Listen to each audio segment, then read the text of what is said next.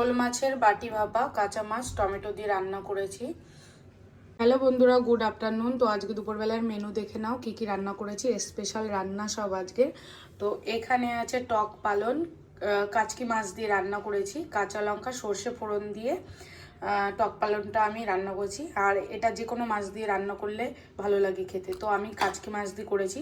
শোল মাছ ছিল, শোল মাছ দিয়ে করিনি, শোল মাছ দিয়ে অন্য একটা রেসিপি বানিয়েছি, পুরোনো দিনের একটা রান্না। তো তারপরে দেখাই আমি ভাত। এখানে আছে ভাত, ভাতটা অনেক আগে করে রেখে দিয়েছিলাম।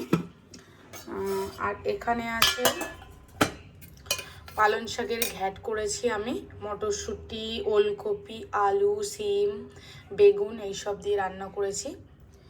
আর এখানে আছে স্পেশাল আইটেমটা, এটা হচ্ছে শোল মাছের বাটি ভাপা, কাঁচা মাছ মশলা মাখিয়ে করেছি। আর কি কি দিয়েছি এর ভিতরে আমি বলে দিচ্ছি। আদা, কাঁচা লঙ্কা বাটা, একটু সামান্য লঙ্কার গুঁড়ো, জিরে গুঁড়ো আর সর্ষের তেল দিয়ে মাখিয়ে, নুন হলুদ সব কিছু মাখিয়ে নিয়ে তারপরে একবারে বসিয়ে দিয়েছি গ্যাসে। আর একটু টমেটো দিয়েছি। আর এইটা তো আদা কাঁচা লঙ্কা বাটা দিয়েছি একটু সামান্য, আর দুই একটা কাঁচা লঙ্কা কেটে দিয়েছি। তো এই হলো রান্না বান্না দুপুরের। তো অনেকদিন পরে শোল মাছের ভাপাটা বানিয়েছি আমি। আর শোল মাছের টকও খেতে ভালো লাগে, তো ওইটা অন্য আরেকদিন করব।